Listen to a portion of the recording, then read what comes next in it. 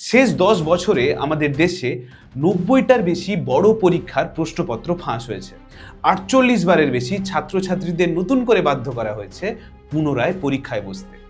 কখনো UGC net 2024, আরই 2021, UP TET 2021, Yuji NEET 2026, এসএসসির ভর্তি, রেলওয়ের ভর্তি, বিপিএসসি, এই লিস্ট অনেক লম্বা। এমন একটা অভাগা দেশে ছাত্রছাত্রীদের কাছে হয়তো শেষ সম্বলটুকু ছিল এই পরীক্ষাগুলো।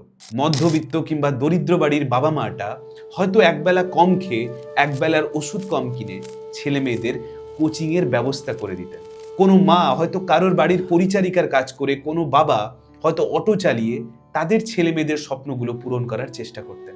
ওনারা নিজেরাও হয়তো একটা স্বপ্ন দেখতো ওনাদের সন্তানের হাত ধরে একদিন এই দারিদ্রতা, এই মধ্যবিত্ত বেড়াজাল থেকে চিরকালের জন্য মুক্তি পাবে। যে স্বপ্নগুলো নিজেরা হয়তো কোনোদিন সত্যি করতে পারতেন না, যে সুযোগগুলো থেকে নিজেরা সারা জীবন বঞ্চিত থেকেছেন, সে সব কিছু তাদের ছেলে মেয়েদের উজাড় করে দিতে চেয়েছিলেন। আর ছাত্রছাত্রীরা দিনের পর দিন নিজের মেধা, নিজের শিক্ষা, তার উপর আস্থা রেখে একের পর এক পরীক্ষার ফর্ম ফিল আপ করে যায় হাজার হাজার টাকা দিয়ে। আর সেই শিক্ষা, মেধা, সততা সব কিছুকে এক প্রকার বুড়ো আঙুল দেখিয়ে এই রাষ্ট্র ব্যবস্থা, এই সরকার এই ছেলে মেয়েদের ভবিষ্যৎগুলোকে তাদের পায়ের তলায় পিষে ফেলছে। জীবনের কতগুলো ঘন্টা, কতগুলো সেকেন্ড, কতগুলো বছর কেটে যায় একটা সরকারি পরীক্ষায় বা একটা বড় পরীক্ষায়, একটা কম্পিটিটিভ পরীক্ষায় উত্তীর্ণ হতে। বন্ধু বান্ধব, ফ্যামিলি, দারিদ্রতা, কর্তব্য সব কিছু পেছনে ফেলে রেখে একটা স্বপ্ন পূরণের লক্ষ্যে দিনের পর দিন তারা পড়ে থাকে। আর যখন পরীক্ষার হল থেকে তারা বেরায়, তারা জানতে পারে সব স্বপ্নটাই হয়তো মিথ্যে ছিল। আর এই ঘটনা শুধু একটা নয়, রাজস্থান থেকে বিহার, ইউপি, ওয়েস্ট বেঙ্গল, গুজরাট, একের পর এক ঘটনা উঠে আসছে নিউজ মিডিয়ায়। আর এবার ডাক্তারি পরীক্ষা, ছেলে মেয়েদের ডাক্তার হওয়ার স্বপ্ন যে পরীক্ষার হাত ধরে, সেই ইউজি নিট পরীক্ষা, তার গায়েও কালো দাগ পড়ে গেল। और इस वक्त बड़ी खबर आपको बता दें, नीट 2026 की परीक्षा रद्द कर दी गई है। उत्तर प्रदेश से जहां पर टीईटी यानी टीचर एलिजिबिलिटी टेस्ट की आज होने वाली परीक्षा को निरस्त कर दिया गया है।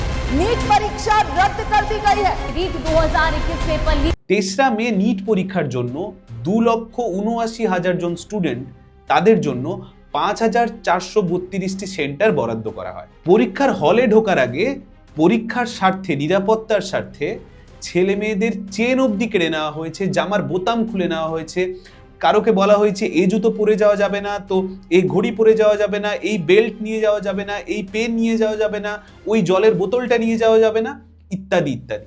আর একের পর এক দুনিয়ার সমস্ত নিরাপত্তা যখন এই ছেলে মেয়েদের উপর আনা হচ্ছে, সরকার আনছে, ওই প্রতিষ্ঠান আনছে, অপরদিকে পরীক্ষার 1 সপ্তাহ আগের থেকেই ওই পরীক্ষার প্রশ্নপত্র সেটাই নিরাপদ নয়। সারা দেশ ছেয়ে বেড়াচ্ছে সেই প্রশ্নপত্র।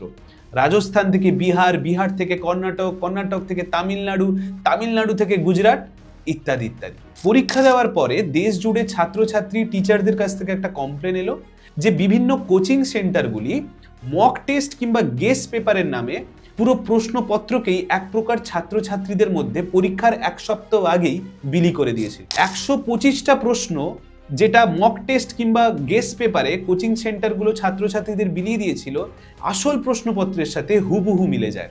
একটি রিপোর্ট অনুযায়ী জানা যায় 720 মার্কের মধ্যে 600 মার্ক অলরেডি, 600 মার্কের প্রশ্নপত্র ছেলে মেয়েদের হাতে আগেই পৌঁছে গেছিল।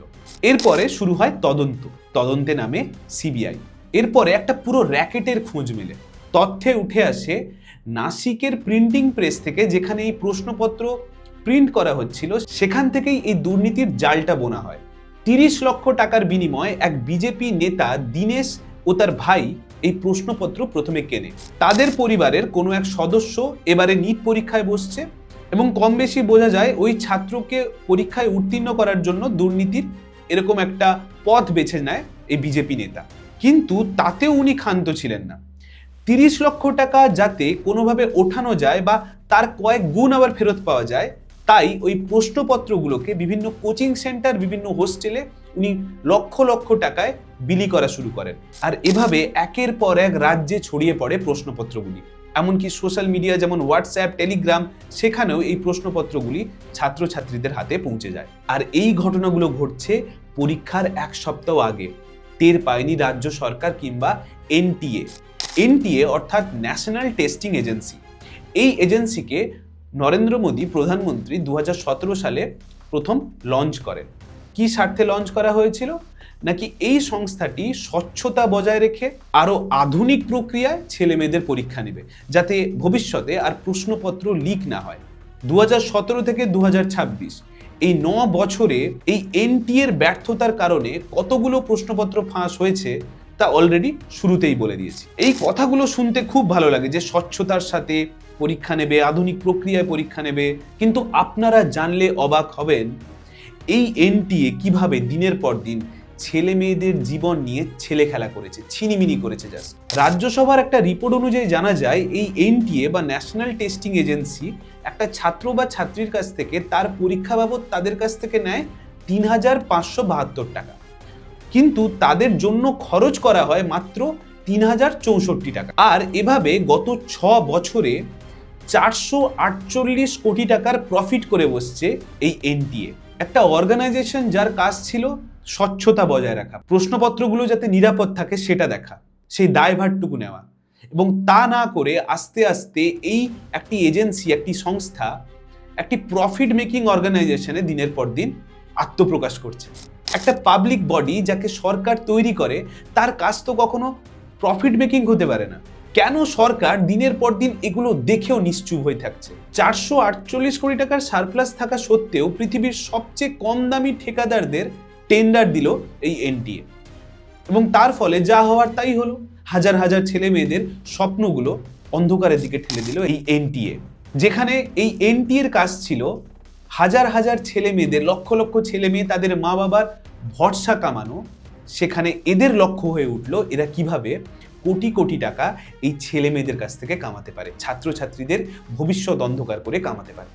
একটা ছেলে একটা মেয়ে যে জীবনের এত গুরুত্বপূর্ণ সময়ে তার পরীক্ষার পেছনে দিল, তারপরে দেখলো সবটা বিফলে যাচ্ছে, এরপরে সে যদি কোনো ভুল পদক্ষেপ নিয়ে ফেলে তার দায়ভার কে নেবে? প্রশাসন, সরকার, এনটিএ? প্রধানমন্ত্রী নিশ্চুপ, এত বড় একটা দুর্নীতি। শিক্ষামন্ত্রী নিশ্চুপ, কোটি কোটি টাকার যেখানে দুর্নীতি হয়ে যাচ্ছে সেখানে পদত্যাগ করা তো বাদ দিন, অন্তত সোশ্যাল মিডিয়ায় এসে টুইটারে একটা টুইট করে, একটা টু শব্দ করে হাত জোড় করে ছাত্রছাত্রীদের কাছে, সেই মা বাবাগুলোর কাছে একবার ক্ষমা চাইতে দেখলাম না। একটা ছেলে একটা মেয়ে যে সততা নিষ্ঠার সাথে পরীক্ষা দিল, প্রশ্নপত্র না পেয়ে সে হল থেকে বেরিয়ে হয়তো একটা মুক্তির স্বাদ অনুভব করেছিল যে আমি আমার মা বাবার স্বপ্নগুলোকে হয়তো এবারে সত্যি করতে পারবো, হয়তো নিজের স্বপ্নগুলোকে সত্যি করতে পারবো। আজকে তাদের দিকে একবার তাকিয়ে দেখুন। আর এই গল্প তো শুধু আজকের নয়, আবার নতুন করে পরীক্ষা নিবে বলেছে এনটিএ। কে বলতে পারে বলুন তো, যারা 3 তারিখ সৎ নিষ্ঠার সাথে পরীক্ষা দিয়ে ভালো নাম্বার পেয়েছিল তারা আবার নতুন করে পরীক্ষা দিয়ে সেই একই নম্বর পেয়ে হাসি মুখে পরীক্ষার হলটা ছাড়বে? অনেকে বলতেই পারে একটা পেপারই তো ক্যান্সেল হয়েছে, দুর্নীতির তো মাথাগুলোকে খোঁজা হচ্ছে, এত কান্নাকাটি, এত প্রতিবাদের কি আছে? যদি সত্যি পড়াশোনা করে থাকো আরেকবার পরীক্ষায় বসে যাও। এবার তো এনটিএ নাকি ফর্মের জন্য টাকাটাও নিচ্ছে না। যদি কোনো অ্যাসপিরেন্টস যারা আমার এই ভিডিওটা দেখছে, আমি তোমাদের শুধু এইটুকু বলছি, যদি এই কথাগুলো তোমরা কারোর মুখ থেকে শোনো, তোমরা মন খুলে তাদের এমন এমন শব্দ শোনাও যাতে তাদের অন্তত 7 দিনের ঘুমটা ছুটে যায়। আর এই কথাগুলো মনে রাখবে তারাই বলবে যারা জীবনে একটা কম্পিটিটিভ এক্সামে বসেনি, যাদের পরিবারের কেউ কম্পিটিটিভ এক্সামের বানানটা অবধি করতে পারবে না। তোমরা তোমাদের জীবনের এতগুলো ঘন্টা দিয়ে এসছো, এতগুলো বছর দিয়ে এসছো, বন্ধু বান্ধব, আত্মীয়, প্রেম, আড্ডা, সবকিছু পেছনে ফেলে দিয়ে শুধু পাখির চোখ করেছিলে একটা পরীক্ষাকে। যখন অন্য বন্ধুরা মাঠে খেলছে তখন তোমরা আরেকবার চ্যাপ্টারটাকে রিভাইজ করে নিচ্ছ, আরেকটা এক্সট্রা মক টেস্ট দিচ্ছ।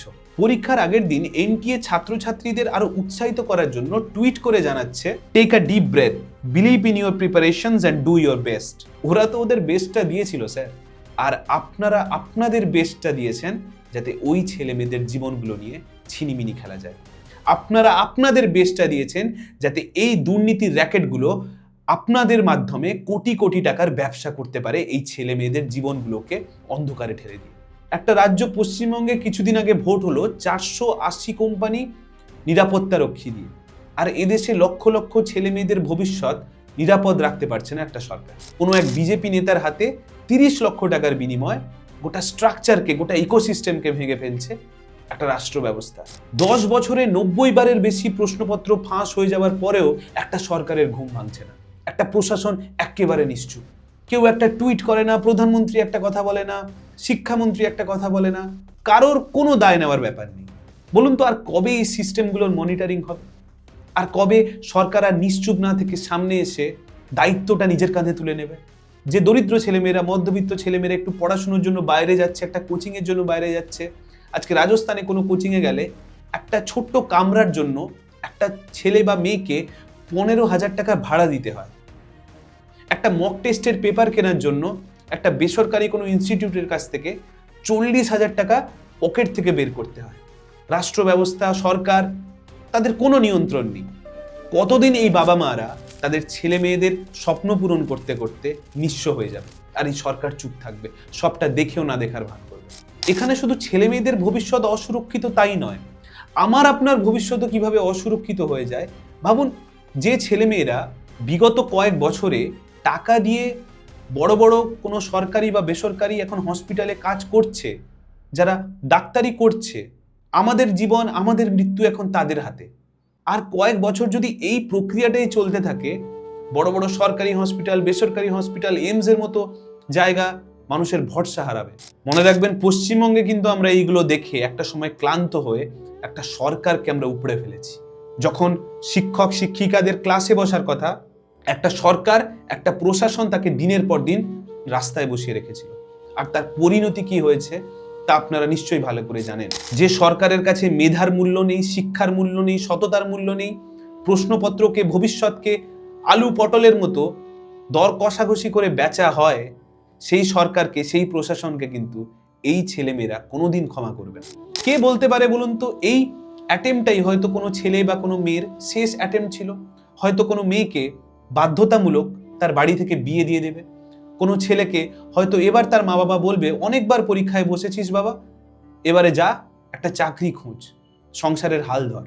আর অন্যদিকে যারা নেতা, যারা মন্ত্রী, যারা দেশ চালায়, তাদের ছেলেমেয়েরা কোটি কোটি টাকায় বিদেশে গিয়ে পড়াশুনো করবে, বড় বড় ডিগ্রি নিয়ে এদেশে ফিরবে আর কোটি কোটি টাকা কামাবে। আর এদেশে প্রশ্ন করার কেউ নেই, কারণ রাজার রাজ্যে এখন সবাই গোলাম। আসুন, যে যার নিজেদের রাজনৈতিক অ্যাফিলিয়েশন থেকে বেরিয়ে সরকারকে একবার প্রশ্ন করি ওই ছেলেমেয়েগুলোর জন্য, ওই মা বাবাগুলোর জন্য। প্রশ্ন করুন আর কতগুলো জীবন, কতগুলো প্রজন্মকে কয়েকটা টাকার জন্য আপনারা নষ্ট করবেন। যাদেরকে ভবিষ্যৎ প্রজন্ম বলা হয়, তাদেরকে কয়েকটা টাকার বিনিময়ে সেই ভবিষ্যৎগুলোকে অন্ধকারের দিকে ঠেলে দেবে। প্রশ্ন করুন, নয়তো যখন জোকারদের হাতে দেশটা তুলেই দিয়েছেন, তাহলে বসে সার্কাস দেখুন। ধন্যবাদ, সবাই ভালো থাকবেন।